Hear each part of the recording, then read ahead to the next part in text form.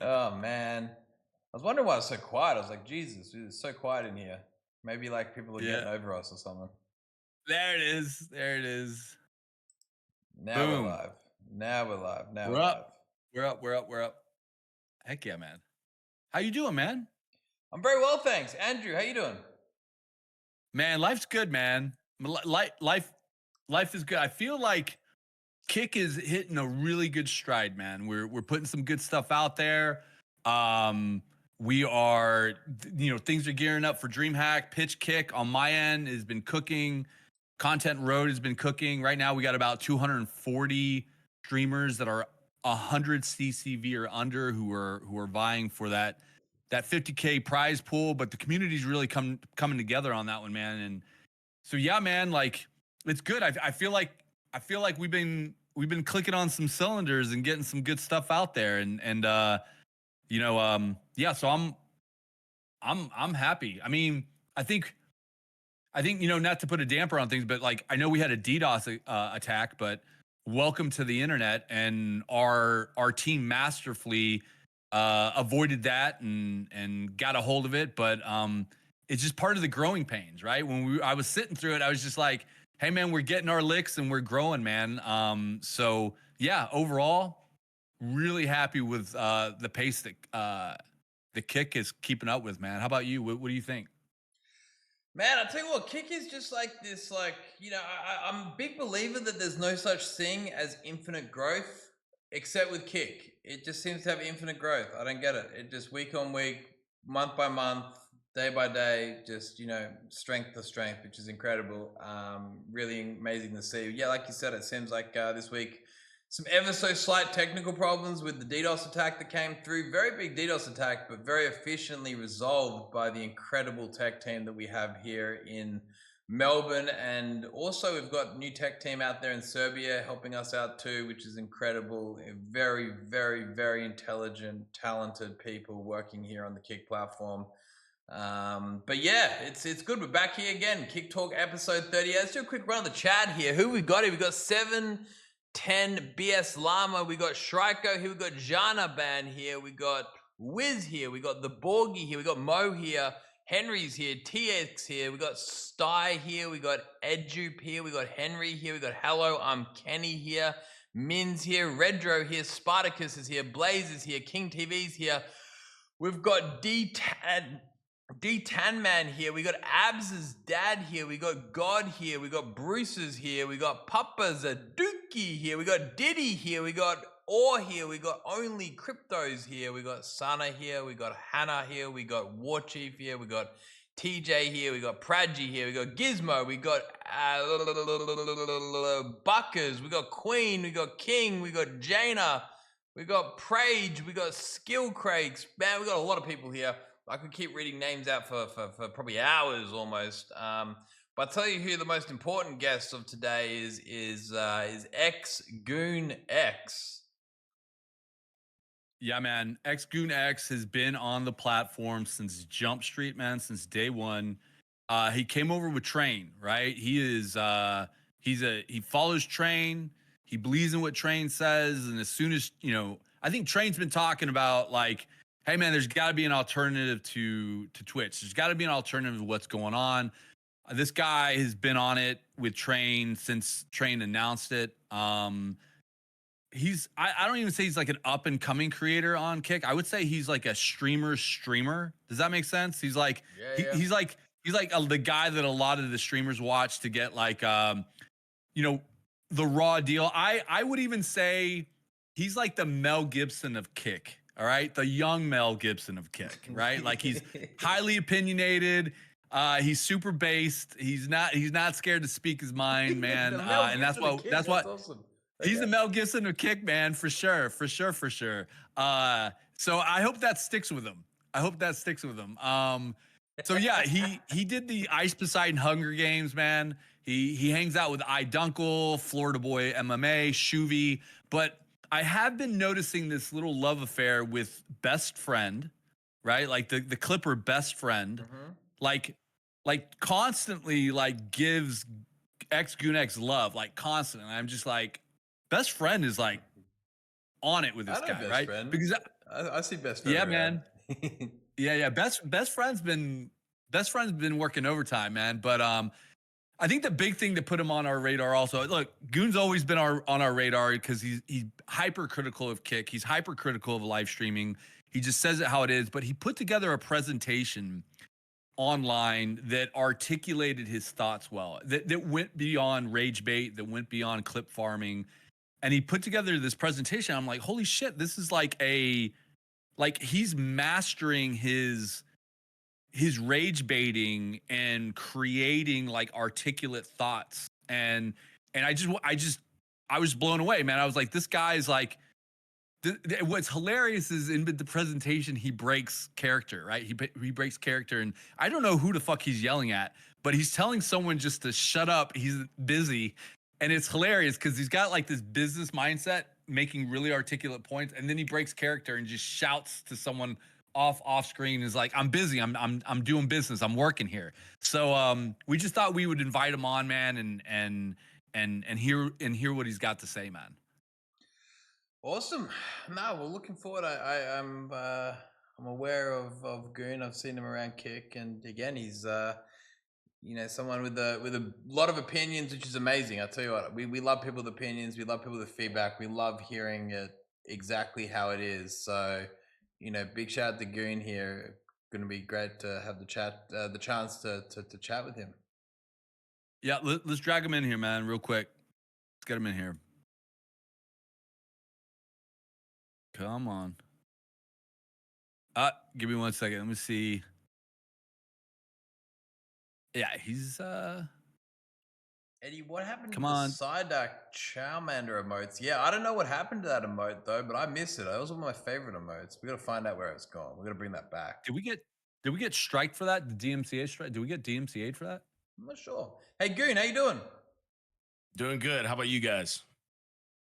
Good, man. Good. Really good. Really good. Thanks for coming on. Appreciate it. Happy to be here. Hell yeah. Hell yeah. I'm aware you've got like a heap of questions, right? Oh, I've got a few. Yeah, I took some notes before the meeting. Right. Never come unprepared. Awesome. Hey, Goon, I just got a few questions for you, man. I'll run through it quickly and then I'll hand it right on over to you. I think Andrew kind of gave a bit of background there. I'm not sure if you heard that, but yeah, that was a good read. That was a very good read. I appreciate the Mel Gibson. I was gonna say, what do you think of this Mel Gibson approach? How does that resonate? When he said it, I was ready to run through a wall. I was so hyped up, so I appreciate that a lot. Nice. Hey, Goon, so I saw it wasn't actually too long ago. Maybe actually it was pretty recently that you were streaming at a Mardi Gras on Bourbon Street, I think it was. Oh, you clicked because my super hot girlfriend was on, didn't you? You didn't click for me. I wasn't in that thumbnail, was I? I'm sure you were a part of the stream. You're a big part of the stream. Yeah, absolutely. You were right there. But I mean, like, obviously, the Mardi Gras, whatever, right? But like the IRL content, that's like a big part of what you do. You also do like reacting to clips, from what I've seen. Yeah. What can someone here watching you today expect when they come to one of your streams? Like, it's a bit of a mixed bag of anything, right? Yeah, so I consider myself a hybrid streamer. I come out of my hole every once in a while, do some IRL streams, but my mainstay is usually desktop. I really enjoy desktop. I think it's like the most rounded out part of the platform. IRL feels like the Wild West sometimes, and the events that people do, like Ice Poseidon stuff, I go out for every one of those. And it's good to keep a good mixed bag when it comes to your streaming arsenal. Oh yeah. No, well, guys, if you're looking for a bit of a variety, looking for bit of everything, make sure you check out Goon. As Andrew was saying before, it seems like you kind of got this. You're pretty good at finding yourself going viral on whether it's X pages or whatnot. There's this new generation of like clip creators. I think Andrew used the expression there, or the example rather, of best friend, who's very popular across X, right? What's your kind of opinion of clipping culture, and I guess sort of the broader place that it holds when it comes to live streaming? Well, I think clippers are probably one of the most important. First, it goes streamers, they're making the content. Then those clippers are shipping that content out. That's your UPS. That's your shipping platform. Those people get your content in front of the eyes in quick, short form content, and they're able to harvest you more viewers. And they do it organically. They gain, you gain. It's it's mutually assured deal. So I think they're definitely probably the glue that holds together live streaming at this point. Well, you've got that all figured out. You know who's who in the zoo. You've got the connections there, and you capitalize on that. I take it. Well, part of my problem with the Clipper culture is a lot of the big guys, the guys with the most exposure, they're pay for play. That's like the biggest deal when it comes to like those big top guys. It's like, oh, I can send my dog shit clip in to a Clipper page, pay $1,000, and then all of a sudden I'm going viral. And that kind of bothers me because it's inorganic. Sometimes it's not as funny as it should be. But when actual viral shit goes viral on Clipper pages, I think that's amazing. And that kind of builds into one of my ideas as well. I think if streamers are being verified on the platform, and I think it's within reason to verify some clippers on the platform if they're, kind of that'd be awesome, actually. Yeah, maybe the clippers actually getting their own clipping content rather than obviously because I guess right now I guess it's probably a bit of a process, right? I guess you've got the people actually clipping the content, then you got the pages out there that are doing it. But it'd be great if like the clippers were actually getting their clips live, because then they're, I don't know, could it end up, bring them a bit closer. But no, to be fair, we should get a lot of those pages, or actually I guess a lot of the people actually finding the raw clips, right? And if we could then, highlight their clips, it could be pretty cool, right? To lean into how that is distributed, at least on Kick, because right now a lot of these clips are distributed everywhere but Kick. It'd be great if people were on the platform utilizing it. Maybe we need to figure out how to kind of lean into that. Absolutely. Yeah. On that note, though, obviously Kick, I guess, in general, probably more so a little bit, longer ago, used to make a lot of clipping headlines. Do you see this as a good or as a bad thing? I'm assuming a good thing, right?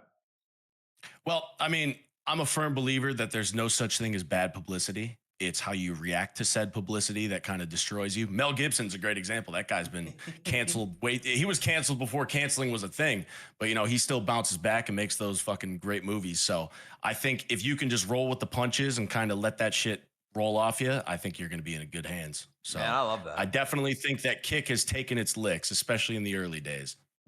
Yeah, well, I tell you what, we roll with the punches, right? Like you guys definitely strong. have. I always like to say, Kick has been quite literally kicked whilst it's down, and people have been trying to get rid of the whole thing, but it just keeps on keeping on. It keeps on chugging along, and it rolls with the punches. That's a really great way to put it. Yeah. You obviously you participated in the Hunger Games, like ICE's Hunger Games recently, right? Oh yeah, that was quite the week. You did pretty well with it, right? You ended up coming out all right on multiple fronts. Yeah, we definitely gained a lot from the Hunger Games. It was a very high energy, high level event. I actually ended up staying after the fact because I was so appreciative of the event that I wanted to help out and kind of see how they ran things on the back end. And I got to hear all like the things that went wrong without us knowing as contestants. And it's really cool to see like the whole entire production from viewership standpoint to streamer standpoint to like production standpoint. I thought that was a very special moment, and I'll remember it for the rest of my life. You reckon ICE or I guess Kick even needs to do another one? Oh, run that shit back immediately, but this time a little less hot. Let's do somewhere like mid temperature, not 110 degrees with a fucking, oh God, that was brutal. I guess Andrew was mentioning this before, but you put together a pretty epic presentation, with your community the other day. I guess, what I gathered from that, my takeaway is that, you really care. You really care about where Kick is headed. What is it? What is it that makes you care about the platform? What do you see in Kick that you might not see, say, in other platforms? So when Kick came as the new kids on the block, I was still a Twitch streamer. I was a full-time Twitch streamer. I was living in a streamer house with 4 other Twitch streamers. And then as soon as I heard that Trainwreck was moving over to Kick, I was like, okay, I've been a Train loyalist for a long time, been watching him for years, since I was in middle school, actually. So I came over to this platform. I immediately reserved my name, had to be on the platform day one, and it felt like the Wild West. So whenever a new streamer platform gets announced, it's always like, okay, will it make it? Will it fail? Blah, blah, blah, like Mixer and all that stuff. But when I came over to Kick, there was this special moment where I'm just looking at the website and looking at all the people coming over and hearing about all the shit that you guys have coming down the pipeline. And I thought they're going to change the game, not to glaze. All right, I don't mean to glaze here, but they're going to change the game. They're going to do something special, and they're finally going to compete with Twitch. Twitch kind of leaves a bad taste in your mouth if you're more on the edgy, speak your mind side. You know, if you're allowed to have fun on Twitch, you'll be banned. But on Kick, you're allowed to have fun and roll with it. So I think that was something special that I really latched onto, and I've been a Kick loyalist since day one, really. And a part of that is because of you guys and the transparency that you guys have had. It's not like you're talking to some shadowy company with, you know, a moderator off in the fucking middle of LA that's just going to ban you, wipe out your account for 6 months at a time with no explanation. Like Kick, you can actually get responses in real time. Like the minute that I saw that button on the dashboard, because I use Stake as well, so I recognize the button where you get the little chat thing. The minute that I recognized that, I was like, okay, this needs to be an industry-wide standard for any sort of support if you're a creator. I think that's something that gets overlooked a little bit is that that live support. It's available to all you know, it's available to all affiliates, I believe, right now. Yeah, affiliates. And basically, yeah, it's something which I think, you know, people probably will have to use Kick for a while, take for granted, but you can pretty much go ahead and contact our team 24/7. 7 days a week, and the responses are pretty quick, right? Like you're almost instant. Yeah, it's very, very fast. I've been banned multiple times on Twitch. 2 weeks, 6 months, blah, blah, blah. Sometimes I'll come home from the bar and I'll be chatting in one of my friends' stream and I wake up to a 14-day. So that's not a fun feeling. And waiting for email support where you could get like a vague copy paste answer, that doesn't feel good. So I think moderation, definitely you guys have your pitfalls, but I think moving forward, I think you guys definitely have the winning recipe here. Well, man, I tell you what, it means an absolute ton hearing that. You know, I think, yeah, the way you kind of frame that, you know, I think it's a pretty powerful message. Pretty powerful message you put forward. But Goon, I know you've got a whole bunch of questions for me, for Andrew, for Kick. So, you know, happy to pass it over to you to maybe run through some of those and do my absolute best to give you as much insight as possible into Kick and what we're kind of working to at the moment. I'm just going to give you one small heads up. I've got about an hour. It's just I've got a pretty early start tomorrow, and it's about 1:52 a.m. So just quick heads up. I'm sure we'll get through tons. Gotcha. I know you're a busy man. All right. So building off of the Ice Poseidon stuff, my first question would be, does Kick have a plan to create a sort of production team to help assist in these high-level, high-entertaining events? Great question, because I think, you know, we always kind of come back to like, what can Kick do that other platforms can't? And it always comes back to the concept that we're able to support creators, I believe, in ways that other platforms are simply not willing to do so. They are not willing to put their hands in their pocket to ever support creators. And Kick really redefines that, whether that's through Kick partnership program, whether that is through 95.5 subscriptions.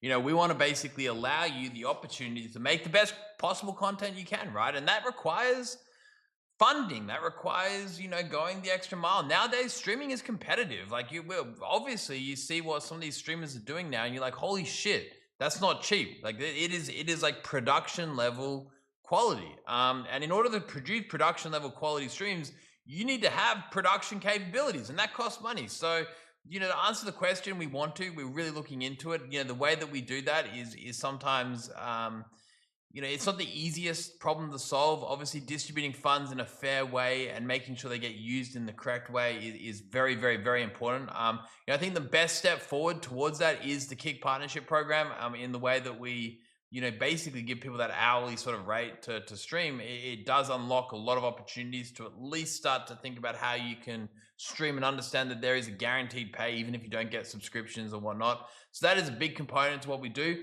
But yeah, we want to expand on that as much as possible, because my biggest thought, and I know the rest of the team here at Kick, you know, we're certainly 100% behind the fact that, you know, basically it is up to the creators to make the best possible content, which will drive people to Kick, which will pique people to Kick. And the best way we can do that is by helping us, you know, share resources, right? And I know that's something that other platforms simply do not do. So yeah, that is certainly something I want to continue to work on. And definitely the hourly pay truly does open so many doors, because let's face it, real life is expensive. You're going out, you're portraying to your stream, you're paying $50 for food a day, you're paying for Airbnbs, Ubers, drinks, blah, blah, blah, whatever, activities. KCIP and the hourly pay truly opens the door for people to go out into the world and portray that to their audience. And if you're living off subs, if you're living off ad money, you're not able to break even on that bill. So just as a stepping stone, I think KCIP is an absolutely amazing system to help assist in like some of these IRL events. And like Ice Poseidon's Hunger Games, let's say 30 of those people had KCIP. You're live throughout that whole week. Ice is getting paid. All the individual streamers are getting paid. It fluctuates depending on who's doing what, who's having the most fun, who's putting on the biggest show. And that is truly very much appreciated. I was more so talking real quick. Also, Pitch Kick is a resource too, man. Like here's the thing, like there's a fine line between overproducing something, right, and turning it into a shiny floor ESPN thing that a guy like me would watch, right? I think we still need to keep it highly scuffed. I think we need to keep it in the hands of the creator, right? But like, let's take Ice Poseidon's thing, right? Like, you want to invest in a big brained idea, but like, let's say the vests, right? Like maybe we could have come in. Don't get me started. That's what I'm saying. Maybe we could have come in and technically supported in saying, hey, we got to test out these vests. We got to do these things. Same thing with like night vision cams, like in the first week of the contest, right? Let's get some night vision cams in there to up the quality. But at the same time, what we don't want to do is we don't want to bring in Joe Rogan and the dude from Survivor to overly host this thing and overly produce it. And we totally lose the moments where Ice gets in a helicopter and paintball guns people, right? Like that's fantastic content, but we need to elevate it just a little bit more, but while giving the creator the ability. The reason why I bring Pitch Kick into the picture is because Pitch Kick makes people like go into a different gear. They're like, holy shit, I'm going to be on the front page. I have to elevate the content that I'm doing. Even if it's not all the way to the level of Ice Poseidon, they at least sit down and they think about producing it. They think about like getting a smoke machine in their room, or dressing up, or coming out with a schedule, or coming out with like, and like when we get these Pitch Kick submissions, like we push back. We're like, this is just going live, pal. Like we need something a little bit more. And Pitch Kick is a road for us to start evaluating content where we're kind of like, all right, maybe this kid's got like an Ice Poseidon idea here. And what's tough also about what you're suggesting and what Eddie alluded to is that, man, this turns into like a studio model where not everyone wins, right? This is not handouts. This is not socialism. This is high-end capitalism where the best ideas come to the forefront, and those are the ideas we want to partake in. But something like Pitch Kick gives everyone a crack at the egg. Does that make sense? I appreciate that. And I really respect the idea of keeping things organic. When you said it's like you don't want things to turn into ESPN and have all the shiny floors, all the lighting, that is exactly the mindset that I wanted to hear as a streamer, because all that ESPN overly produced stuff, that doesn't capture the magic of an organic, just a bunch of idiots in a field fighting each other with baseball bats. Like that's the beauty of live streaming right there. And that kind of builds on to another thing. Kick in itself, with all the IRL streamers that it has, the rules are pretty lenient when it comes to like showing what you can show. It captures this organic feeling of what real life is. It's a real reflection of what happens. People get into fights, people get into arguments, people get drunk, people get stupid, people go out partying, having a great time. And you're able to be a real human being with flaws, with, downfalls. The storylines, it's a beautiful thing what we have here on live streaming. I must say, yeah, it's a really great point. I think, the live streaming, I think there's so many examples of people who have tried overproducing, but it's that fine line. Like I think it's just like that perfect medium that just captures the essence of live streaming. I guess, people want to watch like fully produced shit. Like they got their outlets for that. Like there is ESPN, whatever, right?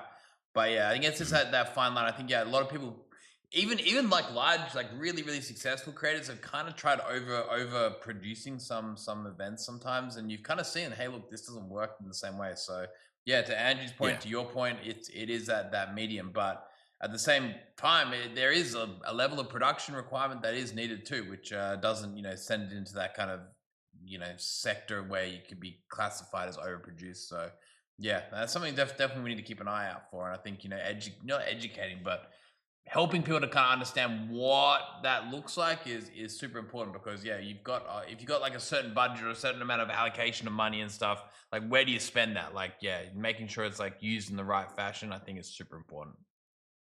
Even from what I heard with Pitch Kick, and I've kind of studied the program a little bit, even the consultation side would be an amazing move forward when it comes to this industry. Like having people that have the answers to some of the questions, or they can say, okay, you have this idea. Let me tweak this a little bit. Let me send you links to this tech that you're going to need to pull this off. I think even if you guys have those resources, it'll be like a game changer just to keep things smoothed over a little bit more.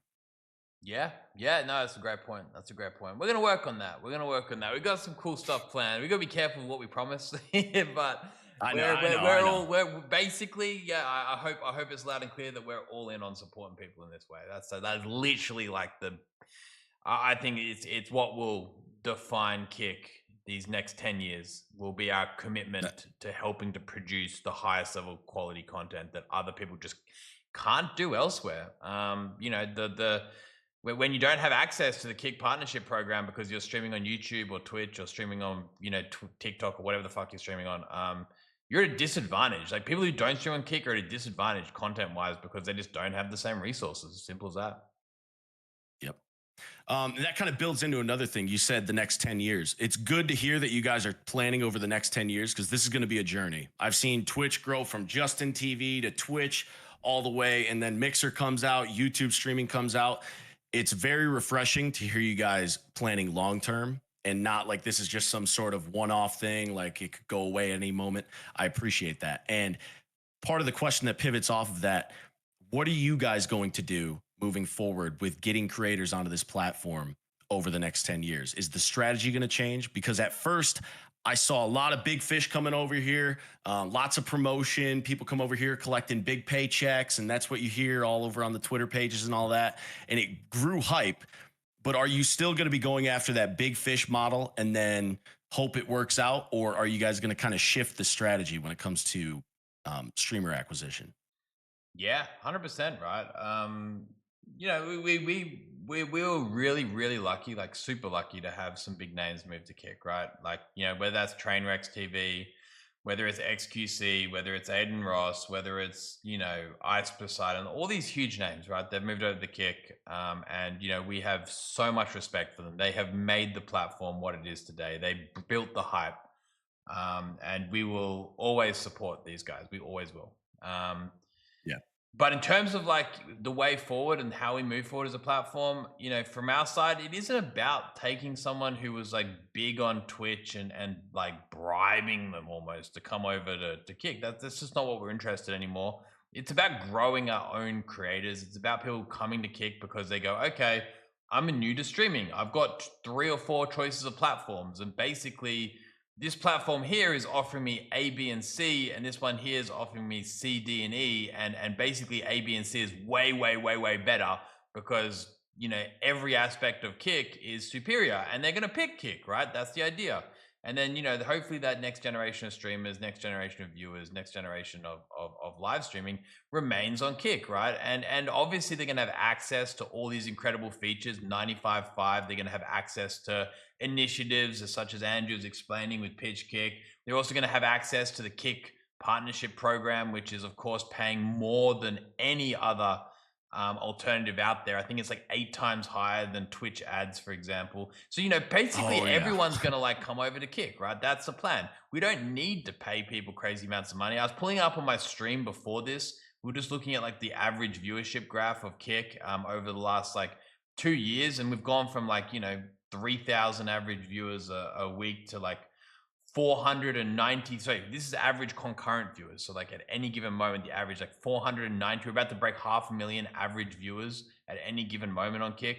Like the growth has been just completely Yeah, it's just been stable. We've just been steadily growing, and yeah, ultimately we actually compared like Twitch's graph, right? And you know, it's funny because theirs is like kind of like going down, and Kick's just like whoop, like going this way, right? So yeah, we don't really need these people anymore, right? Kick already stands on its own 2 feet. You know, we have our own community, we have our own following, we have our own large creators. We don't need to like bring over like, you know, so and so over here. Like, you know, at this point it's just not needed. We'd rather invest and support the people who are choosing Kick organically. So again, you know, I always say, right, it's about when, not if. Like, everyone will move to Kick eventually. Like, all these people will come to Kick, you know, whether it's in a year, 2 years, 3 years, they'll realize, and they'll make that switch, because like I said, they've got way better opportunity here. But yeah, we're not going to be looking to make headlines out of it, put it that way. We don't need to make headlines about it. Gotcha. And that's very refreshing to hear, because seeing the people that came over and were successful with their transition over to Kick and seeing them run with the platform and the capabilities of it was very cool. But those people that came over here and collected a paycheck, I found that personally insulting as somebody who truly believes in live streaming. I don't think you can be a sellout and be a live streamer. I think you could be a little bit of a sellout, but I think that those people that came over here and collected those paychecks just fucked off, did their required time here, and then went right back to their old platform. I think those are the lowest of the low people. And I know that you guys probably can't comment on that shit, but that I found that to be personally insulting as somebody who believes in this platform and wants it to thrive and wants it to succeed. And building off of that, you said that over time, you want people to get onto the platform and choose Kick as the front runner. What are you guys going to do to create the culture on Kick that will get those people to think, okay, I don't want to go over to Twitch. I want to go directly to Kick. And I'm not talking about like KCIP or the partner program or anything like that. What are the actual fundamentals that you guys are talking about when it comes to altering the culture so people are more inclined to come over to the website as their first streaming platform? Yeah, so in terms of fundamentals, right? I think we can kind of break this up into 3 sort of pillars almost, right? I think obviously, yeah, the first and foremost is going to be the benefits we offer. Like, what is the fundamentals of the platform in the terms of what you offer? You offer like Kick partnership program and 95.5. That's one aspect, right? Okay, you said not to worry about that, but that is an important aspect, because people are going to weigh that up. They're going to look at the platform and go, hey, look, what are they going to do for me? And they're going to go, okay, this one offers me 50% cut. This one offers me 95% cut. This one offers me, you know, 5% in ad revenue. This one offers me fucking this. Like, anyway, they're going to weigh that up, right? So that's important. That there cultivates a culture. The second aspect, I think, is going to be, what kind of content is this platform allowing me to create? And I think people are going to look at Kick and go, wow, hold on a second. I've got a little bit more freedom. I'm allowed to enjoy myself. I'm allowed to, you know, be entertaining. I'm allowed to create more entertaining content, which is really, really, really important nowadays, where it's incredibly, you know, competitive. It's a really competitive landscape out there, and being able to differentiate your content, being able to create entertaining content is harder than ever. And imagine you're trying to make like great content, and then the platform's just like, ban. Like, they're like pulling you down as you're trying to, like, you know, exceed and like compete in this ever escalating like environment of live streaming. You've got the platform that you're streaming on like going, nah, you can't do this, nah, like pushing you down and like boxing you away. Like, fuck that shit, right? Like, I feel like that is like a huge component to where people will choose to stream, because how the hell are you gonna somehow differentiate yourself from a million people if you can't even like say certain like words and treat yourself like in your audience like babies, right? So I think that's really important. And then the third aspect is going to come down to product and experience for the viewers and community. And this is something we talk about a lot here on Kick Talk, is like the Kick product and everything about it. You know, at the moment, I'm always admitting that, hey, look, our product isn't quite where I want it to be. I'm very certain in the coming, you know, short period of time, we've got some stuff out there that's going to close that gap. So, you know, I think those are the 3 big things that are going to cultivate the right community behind streaming and make people pick Kick, because at the end of the day, the fundamentals of streaming favor Kick, and that is what people will do. They'll make a logical decision. It's a consumer choice. The best product, the best service, the best opportunity wins, and Kick will have that. So when you talk about the systems, I think you guys are fully aware that we need bits and drops and all that other stuff. So you guys are already locked in on that? Yeah, we're already locked I'm in. guessing. We may Yeah, already cool. have it ready to launch, you know. Oh, don't say that, Eddie. They're gonna freak out. They're gonna freak out if you keep telling them that. But that is good to hear because I think we're very close on all these things. These things are done and dusted. We're just, you know, again, the big thing with Kick right now is making sure things are really, really in a great spot before we get them out, and that takes time. That takes time. It's about quality. It's about quality. Kick is about quality. Like you said before, it's not about that 1 year roadmap no more. It's no longer really about even that like 5 year. It's more about that 10-year one that we're looking at. And if that means like spending an extra month or two, like really polishing a certain aspect of the product to make sure it comes out and it's like perfect, it means a lot to us now. So, you know, we're not trying to half-ass stuff. I think we all appreciate the fact that you guys want to put out a completed product before you launch it. That feels very good. It doesn't feel fun to go into a system and it be completely fucked up, the website being fucked up, all the systems having issues. So we truly do appreciate it, but people are very impatient at the end of the day. But I'll leave it there. So moving forward, what sort of game-changing things are you guys going to focus on when it comes to live streaming as a whole? What do you guys want to be first to market with when it comes to aspects of live streaming that you can kind of adopt? Yeah, I think we always kind of talk about this, right? I think live streaming has touched on like certain aspects of entertainment, right? Like obviously gaming is the first thing that comes to mind. Gaming was what live streaming has like initially really revolutionized. You know, then they came IRL streaming. Well, actually, I guess it kind of recently got a bit bigger. It's been around forever, right? But you know, that kind of like came out.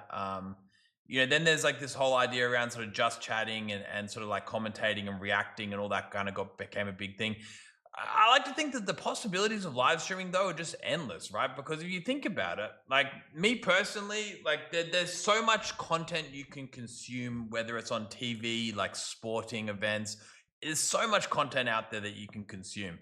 But there's nothing better than being involved with a chat and being involved with a community and kind of like bringing these two worlds together, right? Like, so I see so much potential in taking these like fundamentals of live streaming, of really just applying a chat and a community to like all this like really amazing content out there, and how we can sort of like drive that forward. Like, you know, sport's a great example, right? Sport like and live streaming still are yet to truly come together in an amazing and meaningful way.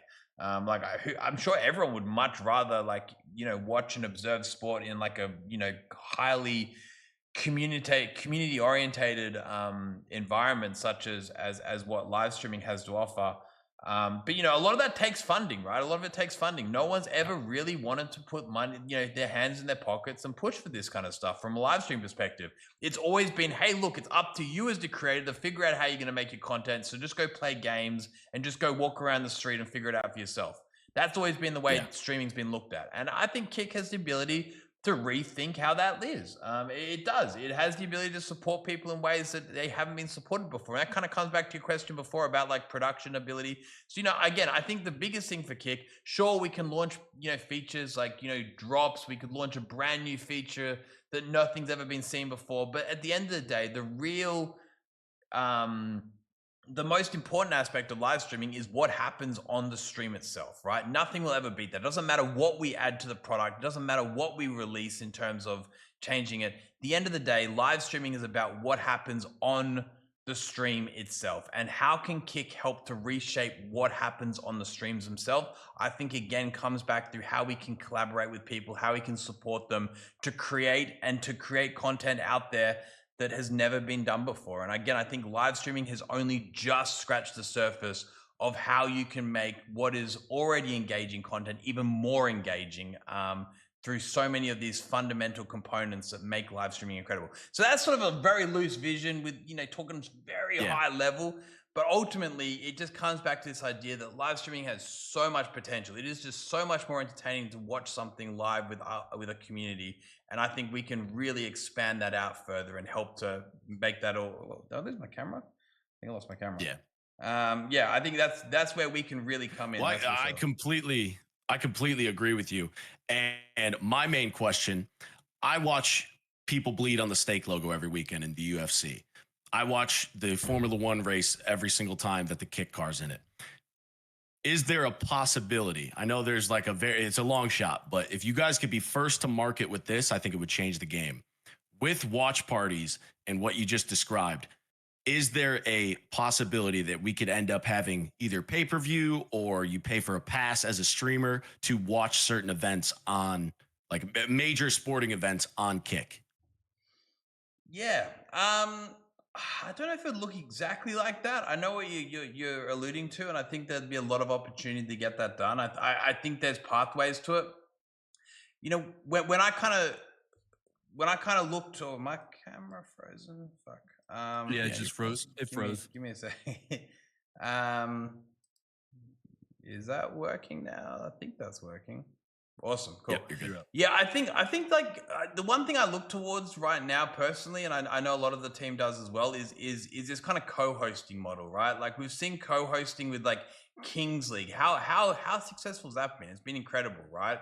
People have co-hosted their own version of Kings League, and it amasses millions of viewers. If Kings League did like a traditional approach to how they did their live streaming, or how they did their event, it would do fractions of the numbers, right? I think it's about, you know, for example, you know, use the UFC, for example, right? The UFC understands, okay, we've got our live feed on, you know, on ESPN or whatever.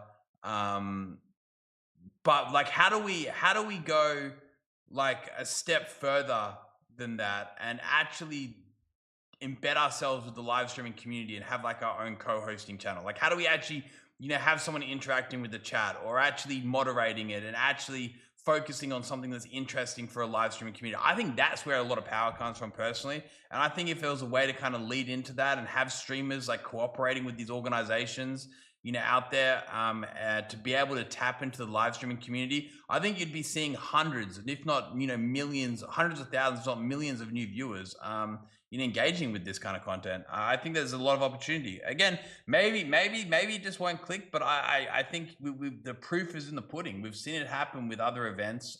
We've seen it happen with other opportunities. I think that, you know, certainly there is a model in which that works. Again, execution is key, right? Execution and how the model works. You know, you can't just suddenly, you can't just throw money at something and assume it's going to just, you know, work. It needs to be executed in the right manner. So that, I think that's the big part for us to focus on, is how we can get that across the line. But yeah, to answer your question, I think there's a model there that works where it opens up a lot of these concepts that previously just haven't been possible. Mm-hmm. Yeah, because I go to a local bar on Saturday night or whenever, and if they pay for the pass to watch UFC, everybody in that bar gets to watch UFC. And I know it's different. It's different because live streamers can fluctuate in viewership and all that stuff. But if there was a model like that, same exact concept, but online. And I think if you tell Dana White, I know he hates those people that illegally restream his fights. If you tell him, hey, this will get rid of a lot of those people using those illegal restreams. It takes time, man. It takes these old heads. Look, we've had conversations with NFL, NBA, UFC, NHL. They cannot get past this licensing idea, right? They don't understand that the kids that are sitting courtside are already live streaming their shit, right? So it's kind of like, you need to bring everyone into the fray, man. The kids that are live streaming, let them live stream it on Kick, do a watch party. Everyone wins here, right? Bring your advertisers over, let them cook on here, the whole 9 yards. You just need to open it up. But there's this model, ESPN's really holding all this back, right? Yeah. Licensing's really holding all this back. This idea that you got to pay a bunch of money to gatekeep everything, and they're not realizing that the technology is opening it up. You're eventually going to spend more money playing whack-a-mole than you are just letting it happen. Exactly.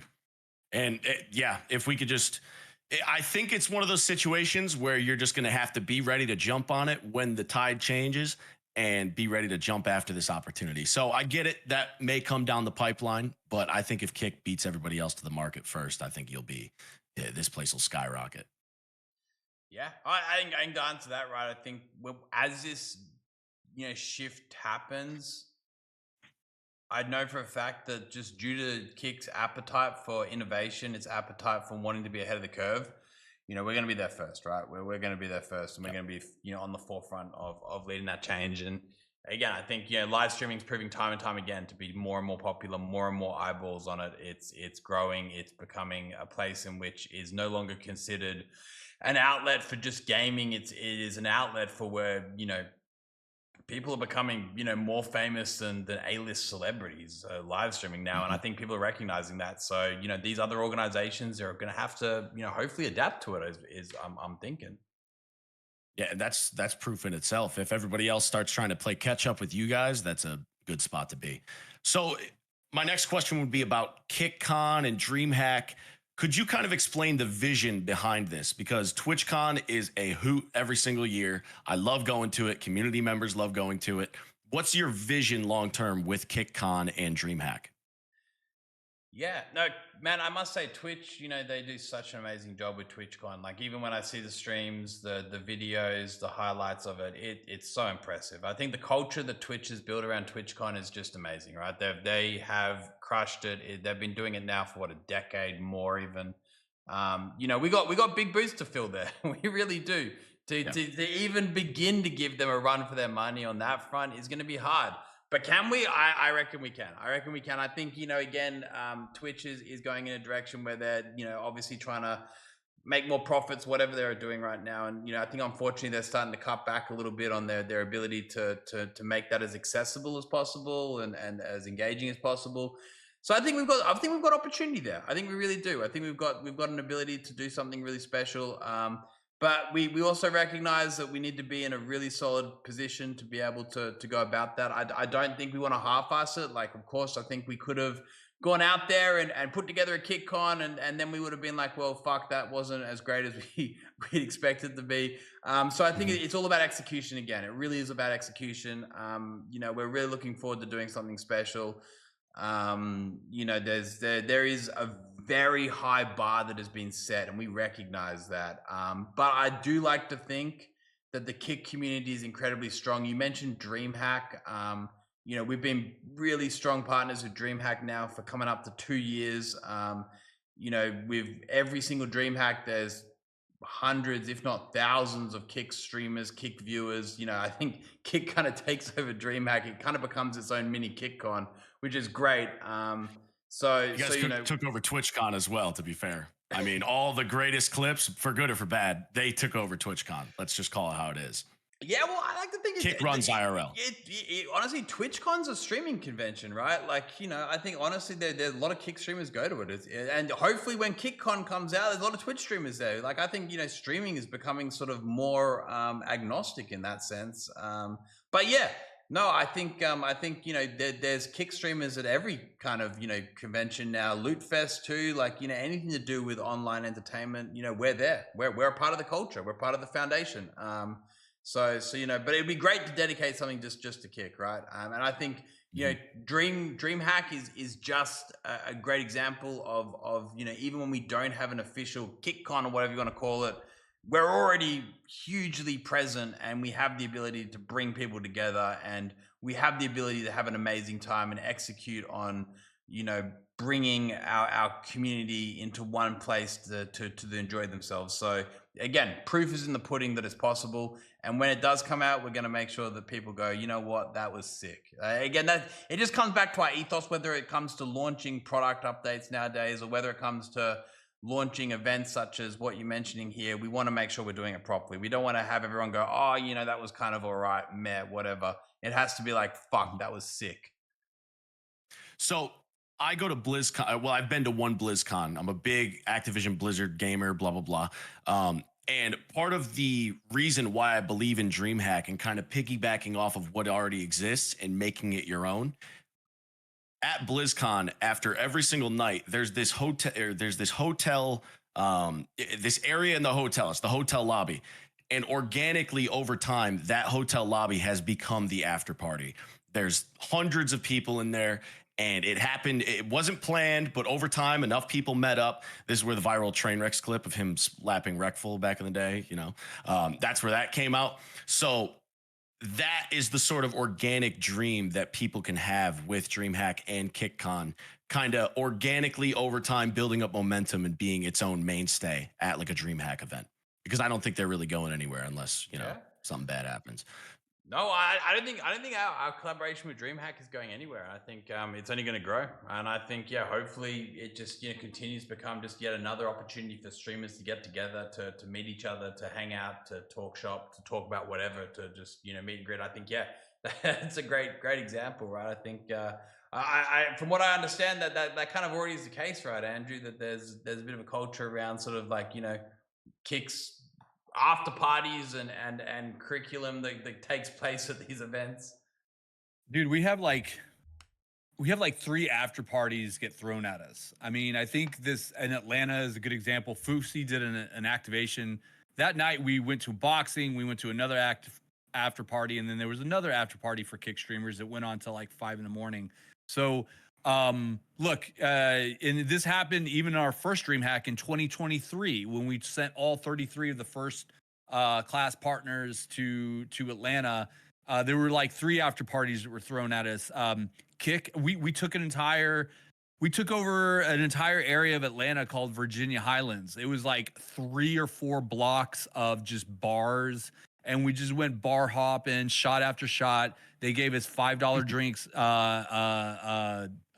cover all night. So my point is that yes, KickCon is ripe for the taking. We're learning a lot. As someone who is on the other side, I hear you about TwitchCon and stuff like that, man, but I got to tell you, it turns into a fucking business meeting, man. I'm sorry. Yeah. And it's just a bunch of vendors, and it just becomes this massive, just like, I got to tell you, like, half of the creators under Twitch contract have to go because it's in their contract. Yeah. You could just see them just malaise in and malaise out. We don't want that. We want it to be rabid. We want it to be communal. We want it to be so we're learning, right? And DreamHack is a good mix. DreamHack is a really good example of like TikTokers, YouTubers, Twitch, Kick, all coming together and just having a good time, and business becomes secondary, right? It really becomes just about having a good time and just cementing the relationship you have online. Mm-hmm. And that covers a lot of the IRL questions that I had. Like those events that people could get to go to, absolutely amazing. It feels like a big reward at the end of the year when like the big main season is done with streaming, and that kind of is where things trickle off for streamers, for example. But moving forward, what is your guys' way that you're going to tackle this concept of getting sticky viewers, which are the people that log in every single day at work? They watch all day. They go from streamer to streamer to streamer when their streamer ends. And how are you guys going to tackle that issue? Because I see that as a big problem. A lot of the big guys, they log off, their viewers are nowhere to be seen. They just kind of fuck off into the wind. And how are you guys going to encapsulate these people through their daily entertainment? How do you make it part of their routine? The biggest problem with that, right, is that at this point in time for I guess the English speaking market is the reality is there is not as many streamers on Kick as YouTube and Twitch. We don't have as many of the big names at this point in time, and I think naturally people kind of switch between the platforms because they I guess you've got a hierarchy, right? Like as a viewer you go, okay, if this person's online and they're doing X, I'm going to watch them, or I'm going to watch this person. You kind of have like a thought process you go through, right? And it doesn't really matter which platform they're on. I think at this point in time, a lot of those people aren't on Kick, right? And that's just the case. So I think it really comes down to just increasing the number of quality creators there are on Kick, right? And hopefully that kind of comes back to what I mentioned before in the terms of, as we invest in this long-term approach of attracting people from the get-go, that this next generation of streamer are going to live on Kick. So at this point in time, people who love and enjoy watching live streaming, watching quality live streams, most of their creators are hopefully going to be here with us on Kick. At the point in time, people do have to switch between platforms, and that's just kind of how it works. I think there are some communities out there. I think the IRL one, for example, is really strong here on Kick. I think people who like IRL streaming probably don't have to go to Kick at the moment. But if you love League of Legends, or you love Dota, or you love GTA even, like you got to head to other platforms to watch all the best creators because they're not here on Kick. So I think it really just comes down to having the right people. Of course, the product is important too. I think right now we don't have channel points, right? Channel points, that's a huge aspect to creating stickiness. you know, we don't have kicks or bits or whatever alternative. That's, you know, also very important for creating stickiness. You know, I think we are missing some features, but we're rapidly catching up on that front. You know, that's going to help a ton. I think, you know, some of the experience around our mobile applications isn't the best. So people kind of don't want to go find streams because it's not as easy to access and not as easy to scroll through as you know, other platforms. So, you know, I think we've got work to be done there, of course, but that's all easy stuff, right? But over time, it is about just creating those communities and capturing that whole audience so that you don't have to switch, right? But I think, you know, ultimately, again, it comes down to that viewer experience. The same way, you know, I like to think that streamers, when they go, okay, I can stream here, I can stream here, they're going to go, okay, Kick's going to give me a better experience. They're going to give me better this. I think viewers as well, I hope will soon start to realize that the Kick's the place to be. Yeah, best example is ads. Like right now, Kick, no ads. You can sit here, you don't have to pay like $20 or $15, $10, I don't know what it is, a month to not get ads with YouTube Premium or, you know, Twitch Prime Turbo, Twitch Turbo, whatever it is. Yeah, the no ad thing. You know, you don't have to spend money. You just sit here and watch streams, right? You don't have to like enter a stream and get hit with like 5 minutes of ads. So, you know, ultimately, again, I think it's about creating the best viewer experience, right? We can do that. You know, we're gonna aim to do that as well because that's just equally as important. So yeah, stickiness on the viewer side is going to be something we need to work on, and I think we can work through that. I think again, I think with the right empowerment, with the right tools, with the right experience for the viewers, I think that we can create communities that have been unmatched before. And it comes back again to this whole idea of like, you know, making sure that the live streaming sees levels of success it hasn't seen before. And I think that will come hand in hand with what you're mentioning there. You know, hopefully. So I think we can pull that off. It's going to take time though. It's going to take time. There's no doubt about it. It's not something that happens overnight. It really isn't. But it's, you know, so, with the right empowerment, it will get there. So I've heard talks about a kick currency and viewership incentivization.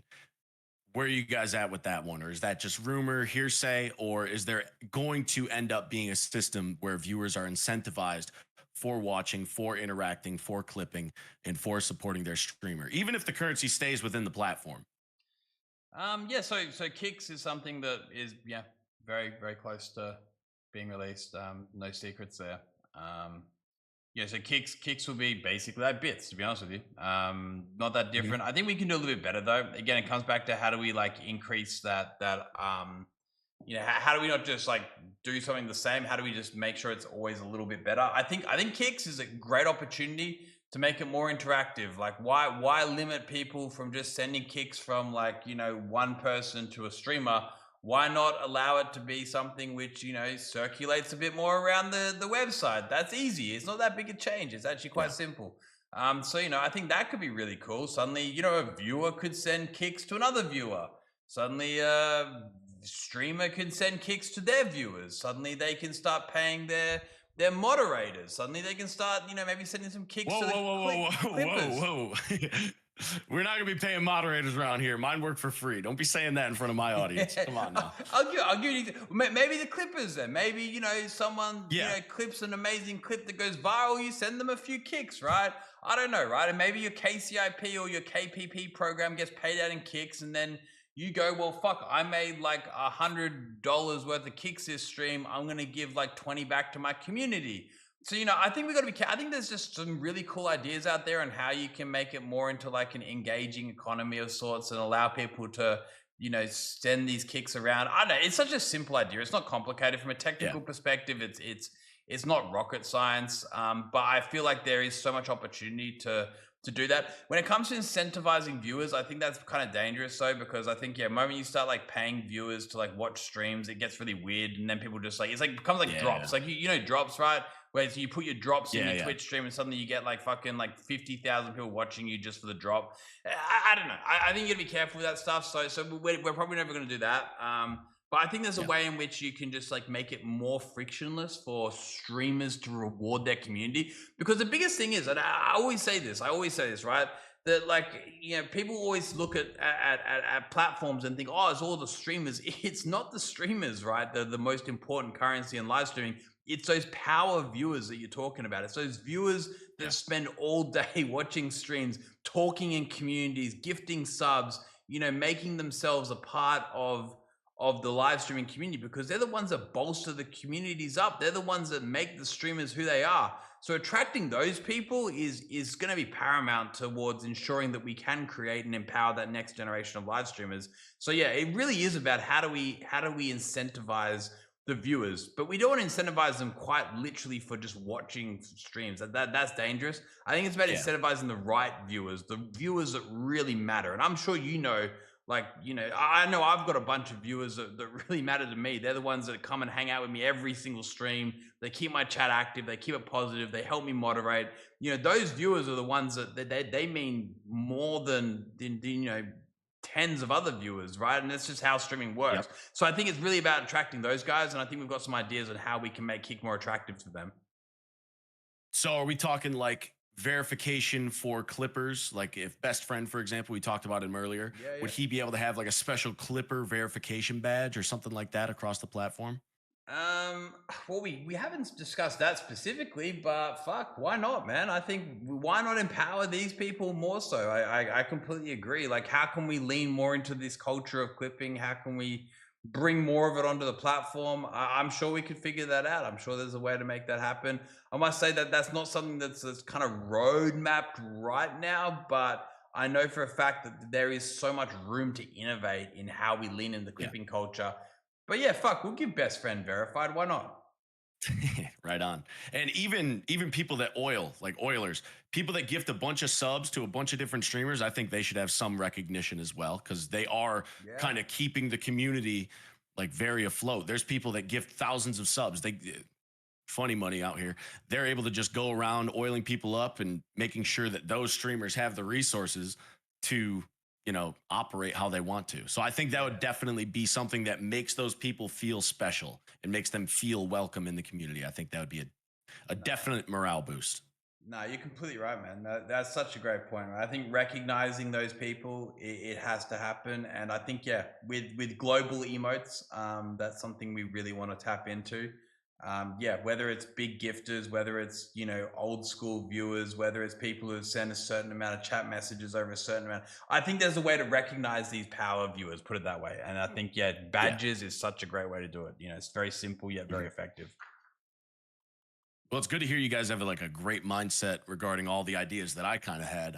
I really didn't have to press for anything. You guys are pretty much on the same page as me, and I appreciate that. That's good to hear, because I am a stable genius after all. Don't say that. All these thoughts are my own. None of them belong to Kick. Blah blah blah. You get the deal. Maybe we've just been watching your streams, taking notes, and we just Could you throw a chat every once in a while so I know? Because I go off the rails a little bit once in a while. Come on, man. I tell you what, I feel like one thing I've learned, like I love dropping by streams. I spend like an unhealthy amount of time. Well, maybe I shouldn't say unhealthy, but I spend a lot of time watching streams. And I used to drop subs all the time, but then I kind of realized that when I drop subs and when I drop, I kind of kill the vibe sometimes. People start like acting differently. So I kind of stopped talking on my Eddie account. I've got my little burner account that some people know that like I use to now drop by streams. But yeah, I've kind of gone incognito a little bit more nowadays. I think Andrew knows my burner account. I think a few other people do, but I keep it super down low. Yeah, you got it. But I'm in your chat. Don't worry. I better not catch you in that hot tub section, Eddie, once I find out what that burner account is. Hey, come on. Hey, listen, we still got like 15, 20 minutes. Are you still good, Eddie? How's the time going for you, man? Yeah, go 15, 20, easy. Yeah, cool. You guys work fast. Best Friend's already verified? What the hell? Who did that? Wait, is he verified? Somebody. Oh shit! Fuck. Right on. Wow, he is verified. See now. that right there is a prime example of how good this website can be. Best Friend, shit! What a legend. No, I love Best Friend. He's one of he's like big upcoming clipper. Like he doesn't spread like massive fake news. A bit clickbaity, of course, but he's good. He's good. Yeah, you gotta be. We know the game. Yeah, come on. It's only reasonable. It's only fair. Look at him. He's in the chat. Fuck yeah. Who did that? Was that you, Andrew? I don't like. You start doing shit like that, then you get accused of running the entire platform and just burning it all down. So, He's not in charge of moderation, guys. Calm down. Yeah, I remember you dealing with that one, man. Me personally, you're a better man than me. I would not be allowing Neon to talk to me that way. And that goes to show that you guys have, a maturity about you, and you understand that sometimes people get to crash out, and they won't be punished for it. So that's very much appreciated. When I watched that, I was like, God damn, if that was one of my employees, holy fuck. Like, I wouldn't be able to handle that. I think, hold on. One thing I think you're going to mention there, right, is we certainly don't think of the streamers ever as like employees, right? Like, that's the thing. Like, streamers are like, if anything, we work for the streamers. Like, that's how this is. Like, we are the platform that is, we are the client of the streamer. So, by no means, I think, do we have the right to say, oh, Neon, you spoke to us X, Y, and Z, therefore we're gonna fucking ban you, right? It's frustrating. We want everyone to kind of, hopefully, be respectful. They're mercenaries. Like, we're having a good chat right now, not like kind of getting all angry at each other. But yeah, I think it's just how we view streamers, and I think maybe that's why other platforms kind of like to hand bans out for a whole bunch of different reasons. Maybe it's because they think that they're the ones in charge. We try to realize that, that's not the way. We need the streamers, we need the viewers, we need you guys more than you need us. So, we just always want to hold that same mentality. And I think that's just a healthy way to look at it, because, at the end of the day, we are, you are choosing to use our platform, our service, like you're our customer. So it's not, most certainly not an employee. Gotcha. And kind of pivoting off of that, when streamers are shadow banned, it's kind of like the most unfortunate situation ever, because you're flying blind. You don't know what's going on. Your KCIP is going down, slowly trickling down, and you don't know what you did. You don't know how you did it. You don't have any clear path to get out of that. I know that Twitch has a system right now where they'll tell you, like, hey, you're a partner, you're shadow banned right now. You have 60 days. Is there any sort of game plan to get a clear view, like say on your creator dashboard, it says, caution, shadow banned for XYZ reason. Caution, you did this wrong. Please shape up, fix your fucking behavior, and then, you'll be on shadow banned. Is there anything like that? Because going into the Hunger Games, I had $3 an hour on my KCIP. And then I talked to ABZ about it, and he, hooked me up, and I appreciate that very much. I'll always be grateful for that. But flying blind for that long, not being able to get a clear answer from the staff is sometimes daunting. Like, these are people's livelihoods we're playing with here. So at the end of the day. So just to jump in there for a second. So I think KCIP has undergone like a whole bunch of changes, especially since we launched it. Like, even recently now, it's no longer like KCIP, it's KPP or whatever, right? But to begin with, there was like, the way we were calculating it was kind of like based on previous performance, and that wasn't really analyzed and updated as often as we would like it to. Like now it's way more dynamic. It updates far more regularly in line with your actual real viewership. It updates like, more often in line with the performance of your community and your engagement and a whole bunch of other criteria and stuff. Beforehand, there was like some limitations around it, and it wasn't as sort of flexible. It is far more flexible. So, what you mentioned before is no longer even possible on any level. Gotcha. It is upgraded and updated so much more now, and it's far more advanced, which is incredible. But in what you said about shadow banning, though, I agree. I think shadow banning kind of comes into play when like view bots and all this view inflation gets like well and truly out of hand, and for a variety of other reasons as well. But transparency is key, right? Like, I think, maybe there's some room to say, hey, look, you've been shadow banned for like this many hours because of like this and that. So no, I completely agree. I think there's more room for transparency. Ultimately, like, this whole idea about keeping secrets around social media, I kind of get it, because I think like maybe like 10, 15 years ago, no one quite understood like how shadow banning worked. They didn't realize how algorithms work. They didn't realize how like promoting people work. They didn't realize how like any of this stuff. Nowadays, everyone understands it, right? So this idea of keeping stuff secret, keeping it in like the keeping it away from creators' view, I don't think serves the purpose it once did. Beforehand, like, I think platforms just like to like pretend it didn't exist. But nowadays, I think the opposite's true. I think it's about embracing, like, hey, look, this is a function of how live streaming works. This is a function of how social media works. Let's make it as transparent as possible. So, that's a really great point. I think we can very easily implement something around that, especially around shadow banning. I think that's such an easy win. Something that's actually, I honestly, I don't think we've ever had mentioned to us before or brought up. I'd love to explore that more. That's such a great idea. That's actually, from a technical product perspective, super easy to do as well, which makes it, That's a great. world's different, makes a big difference. All right, so we get it next week. Well, maybe not next week. I certainly can't promise. But I got you. But yeah, I think it would make everyone's lives easier, make our lives easier. That's for sure. I think our support team and our staff hate having to deal with, like, oh, I got this, that, the other. Can you help me? Like, and then they can't really give you a straight answer. So I think you can expect something to come out there. And Andrew, maybe we make a quick note about that one as well. See if we can prioritize it. I think I'm just trying to think from a tech perspective. Like, I think it's pretty straightforward to have some visibility around what you mentioned. Or done. Yeah, I clipped it off for sure. Hey, listen, Goon, we digest this entire Kick Talk episode. Our product team does, our social media team does, our partners team does, everyone does, to see what we can do better. For me personally, man, I've always been lobbying internally that I would love to share clips and screenshots of the things that people actually do. This is my own opinion. This is not something we're doing. I'm just saying, like, it's crazy to me to see creators go out and say, can you believe that this platform is doing this to me? Right. And it's kind of like, actually, that's not what happened. Right. And so, like, right now we do email people screenshots and I've got videos of what they're doing, and they know. Right. So for me, I always want to take it that one step further transparently, to just be like, actually, like, look, this isn't what you got. This isn't what you got banned for. This is why. And then 9 times out of 10, it's so hard to get flagged on Kick that when you look at these clips or you look at these things, it's kind of like, oh yeah, bro. Like, you got pegged. I completely take accountability for every one of my bans. I was a naughty boy, and I will change my behavior. Yeah, I get it.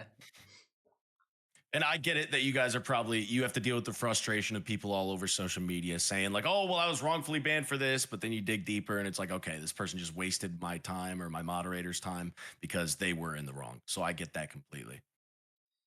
Yeah, there's some interesting reasons that come out on the back of when we enforce stuff. But I think transparency is key. That's it. Transparency. The more light we can shine on these unknowns, the more visibility we can give people. I think that's just like a simple formula to succeeding in this space, especially with the way things are nowadays.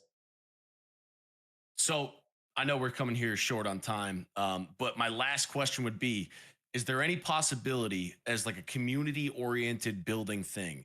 I think the Kick Bounties program was an amazing step in the right direction. And I think that it kind of taps into that feeling of double XP weekends on Halo 3, Call of Duty.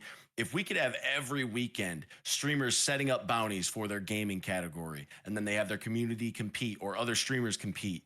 If streamers could set up bounties, kind of take the brunt of the work off of you guys, I think that would be an amazing game changer. Let's say I lock in 5 subs for this bounty, and then I get to verify it after the fact, and then those subs automatically go to that person. Is that a possibility that we have on this platform? That's interesting. Yeah. I think you might be onto something there, eh? I think there's allowing the streamers to put their own bounties out, rather it being platform wide, would be both. It could be both, right? And then we tie into the we have a master bounty, and then it's tied into streamers, and then streamers can do their own things too. Yeah, that kind of works with the partnership, and it kind of builds off of like Sam Pepper's Next Up. Like, let's say, for example, those bounties, if you're the first to do an IRL challenge or a gaming challenge, you can get rewarded. So that way, like every live stream that has a mission when you start the live stream is the most fun. Like I will not knock on Ice Poseidon. I think his Japan days have been great, but 100 days of wandering around, finding things to do, that is not as engaging as, okay, streamer is going to this city, streamer is going to here, and they're going to do a challenge, or they're going to do some sort of momentum building exercise that would be financially rewarded. I think that would be a complete game changer for the platform. I love that. I think there's a way to kind of do that in a scalable fashion too. Like I like to think it's kind of similar to some extent as drops. Maybe there's a way you could kind of implement this, yeah, through whether it's even first party or third party technology. Yeah, it's a really interesting idea. I think yeah, obviously the way kick bounties work right now is very manual, very like, you know, yeah, it's not something which people can really lean into, but yeah, I think there's something pretty cool there. I think there's something that we can be done. We're building out the technology for drops at the moment, for example, right? And how that's being built, I feel like there's a way in which you could almost allow creators to utilize a very similar form of technology as the way drops are being built, where publishers obviously create drops for their games, but maybe do it in a way which allows certain streamers that have the ability to create bounties and allow them to be collected utilizing a similar sort of concept. Again, maybe not exactly apples for apples, but very close to being under the same sort of umbrella.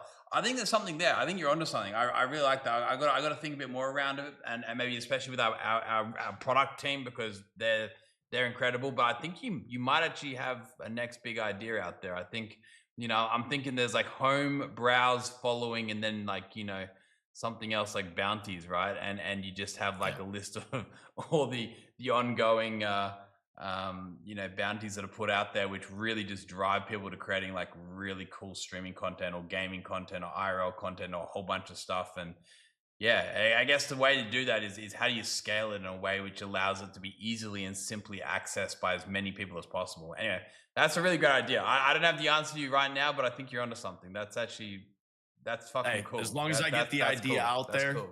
that's all I want. I want to get these ideas out there so maybe somebody can pick up on it and hopefully it changes the game. And final thing, what is your guys' game plan for GTA 6? Yeah, GTA 6. Well, by the time GTA 6 comes out, we need to have console out, that's for sure. Yep. So I'd be very, very upset if that wasn't the case, but I do truly believe that will be done. So that's important. Obviously, trying to build relationships with the GTA sort of RP community right now, I think, has been something we've put a bit of focus on. We've got some really great streamers over who are on the Kick partnership program. I think they started to realize, wait a second, Kick's the place to be. So, you know, in preparation for that, I think that's huge. But yeah, GTA 6 will end up being probably, you know, more watched than like every other category combined for like multiple months. Yeah. So, you know, we recognize the fact that if we don't get ahead of that, then you know, we're going to be in a bit of a tough position. So, you know, I think, you know, preparing to make sure the product's ready, and with especially console, that's big. But I think, yeah, just starting to build inroads into the RP community. Obviously, they're a big part of this GTA section. But I think the whole gaming community in general, right? I think like League of Legends streamers, like Dota streamers, Counter-Strike streamers, Valorant, like everyone's gonna be playing GTA, right? So it really is about, like, obviously we're very heavily embedded in like the just chatting and IRL sections, but making sure that we've got a big, you know, core gaming community as well is going to be fundamental for that. And I think we have a long way to go there. Like we're a little bit behind on that side of things, but definitely something that I think we can use their opportunity to kind of almost like, you know, fire charge, like turbo boost our whole, you know, presence when it comes to gaming with history GTA 6. So we've got some loose plans around it, but again, it's going to come down to making sure we have the best viewer experience and the best streaming experience. If we have that there, then people will, you know, choose to stream and subsequently view GTA on Kick.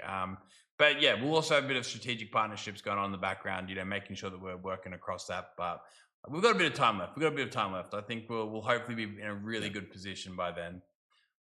That's the goal, right? So, final thing. I know I said final thing for the last one. Are we getting a headquarters? Are we getting a Kick headquarters in America where streamers can make the pilgrimage, go meet some of the staff, kind of rub shoulders with people, and, you know, kind of build off of that production consultation idea that we had?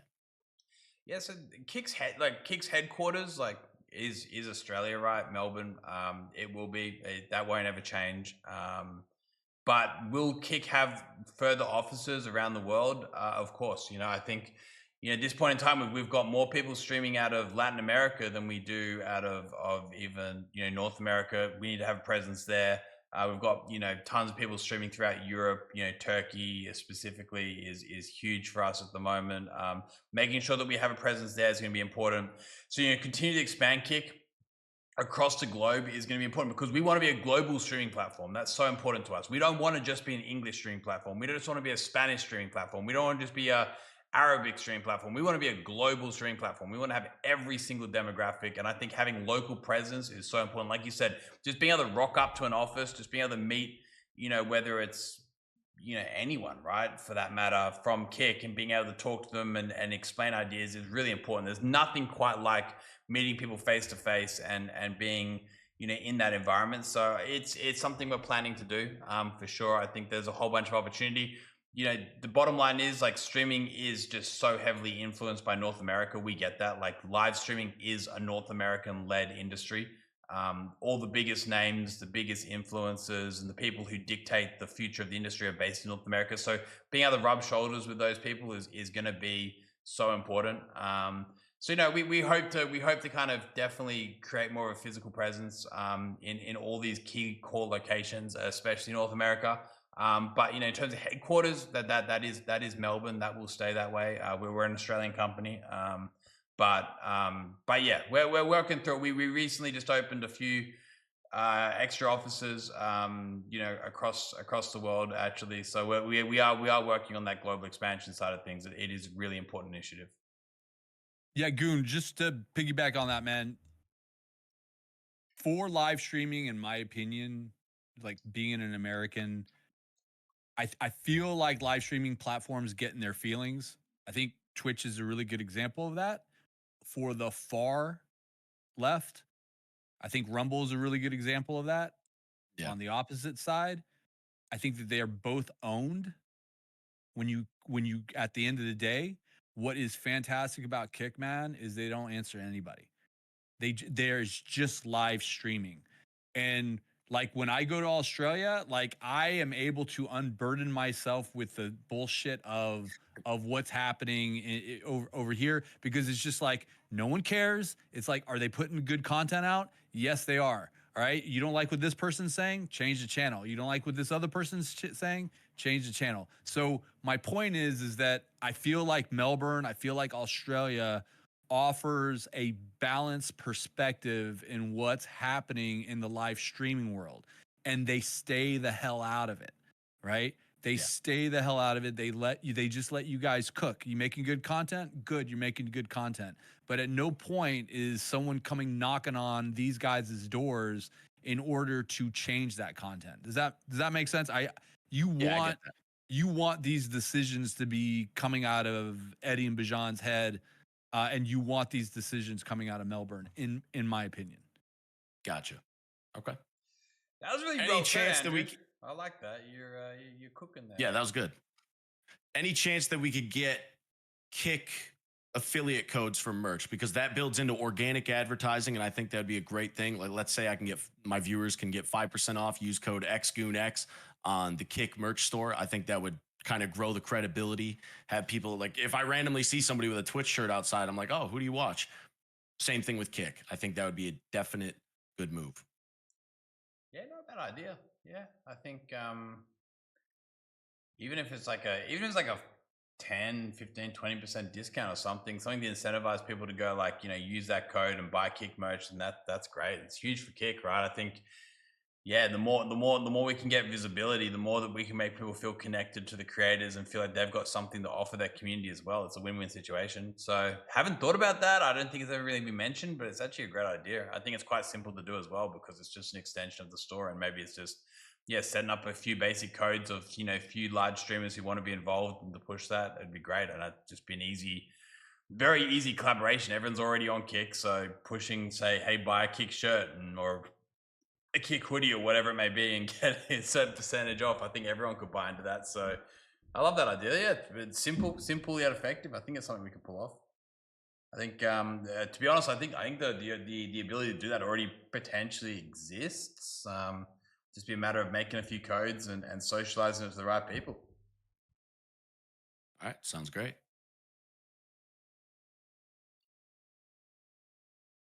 Cool. That's what? Nothing else. No, I've got plenty else. I just don't want to burden you guys. I know you had somewhere to be. I know you're a busy guy, but I don't want to, you know, if we can keep going, I'll keep going. I got days of notes. No, I wasn't sure because you're like last one. So I wasn't. Yeah, I know. I was like, I don't know, maybe there's one more. No, I tell you, it's nearly 3 a.m. here, and I've got to be up at 8 a.m. So I was like, fuck, I better try to not go to like. Sometimes I go to like 4 a.m. and stuff. I'm like, oh, that's a bit risky tonight. So go on, but man, I tell you, it's been an absolute honor. I must say the way that you kind of like, obviously, I've watched you support and also give, you know, quite harsh feedback on Kick from time to time, and being able to, you know, speak directly to you and have this conversation. I must say, especially that bounties idea, I think you've really hit the mark on something incredible there. That was that was really cool. But you know, it's been I must say everything that you're out here doing for us, supporting us with, you know, coming to platform, you know, as you said, kind of on day dot there when Train made that epic announcement with that, you know, hey, look, guys, there's something else out there. You know, it means an absolute ton, and you know, everything that you're helping us to push forward on is great, and the continued support is really appreciated. And this Kick talk here, I think, in the what you brought up is super impactful. I think we've got at least 2 or 3 items that we can actually action, and I hope we can, you know, maybe get a few clips here and say, hey, look, we talked the goon about this, and here it is. You know, whether that's, you know, 1 week from now or maybe a bit longer, maybe, but that's yeah, really appreciate it, man. Well, my job here is done. I appreciate the time, gentlemen. It was a very big opportunity for me, and I appreciate you guys reaching out. I know that, you know, it's pretty ballsy to bring somebody like me on. I know you guys have kind of seen my behavior. You probably checked my account history, blah, blah, blah. But that transparency and that ability to kind of, you know, see somebody for what ideas they have rather than their past bad behavior, that's very respectable. So I appreciate that. No, we like to keep it interesting. I must say, it's honestly, these Kick talks are really just about like, yeah, hopefully trying to prove that like we're pretty much here to have like open, honest discussions. And you know, I think the choice of who we bring on is important too. Like, I guess, yeah, we could we could bring on a whole bunch of people who say all the right things and tell us everything we want to hear. But ultimately, we want constructive feedback. We want honest communication, honest two-way communication. And hey, look, that's what you've given us tonight. So, you know, the gratitude's from us here, man. And by the way, I do have a list of stuff that me and my community have kicked up, little boring stuff that we don't want to talk about on the Kick Talk, and I'm going to send that list over to Santamaria, and hopefully we can get some of those changes implemented. The ideas just keep coming here out of the Goon Squad, so thank you to my community as well. Big shout out to Goon Squad as well. They're in the chat. They're visible as hell. Oh, we're taking that shit over, huh? They're spamming, man. They're spamming. Yeah. Nah, they're good. That's good. That's epic. That's awesome to see. Yeah, it's very good to see. Hey, Goon, we'll see you on the front pages. We'll see you out there, man. Appreciate you coming on. Appreciate you articulating yourself. Appreciate the arc that we see you on, man. So keep it up. And yeah, man, like keep the ideas coming, and hopefully we do, like, we want to do this again, right? So Kick isn't just going to stay here. We're going to evolve. Better things are going to come.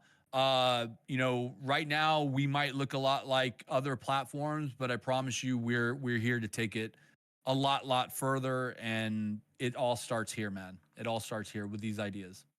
Absolutely. All right, I won't waste any more of your time. You guys have a good one. Take it easy. Thanks, man.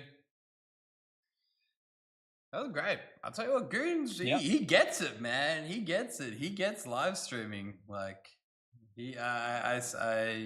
That's impressive. There's a couple of nuggets there. We got to discuss this after the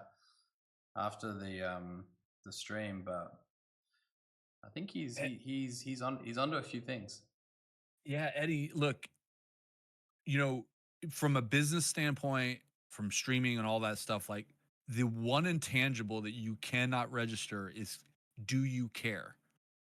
Do you care?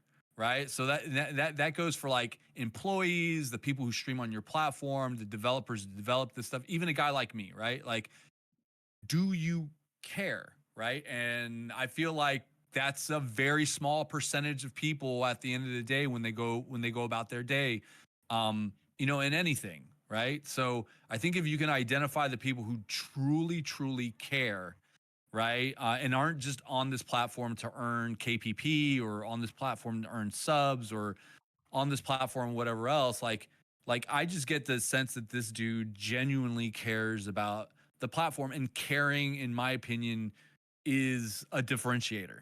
It's not the only differentiator, but for me, it's a differentiator. Yeah.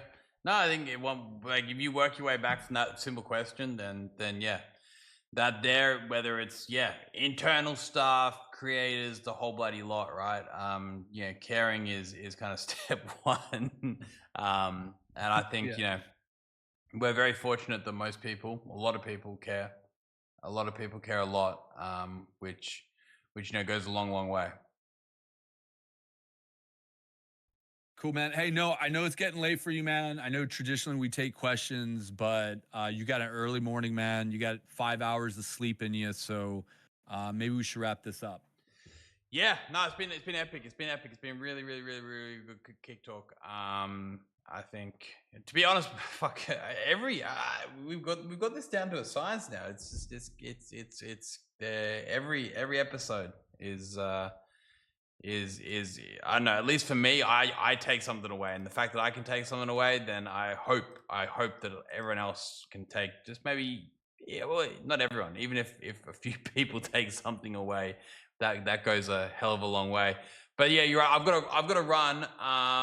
Andrew, as always, thank you for setting this up. Everyone here, thank you for tuning in. There's a whole bunch of familiar names, bunch of verified people, which is so awesome to see. Big shout out to best friend in the chat there. I see you. Big shout out to everyone else who's out there supporting us. And again, the simple fact that Andrew, me, we get to go live with a thing called Kick Talk, and people actually come here and listen to us is fucking sick. So thank you guys, appreciate it. I tell you what, we're gonna have to go host Goon here. Guys, show Goon some love. He's just come on Kick Talk. He has articulated himself incredibly.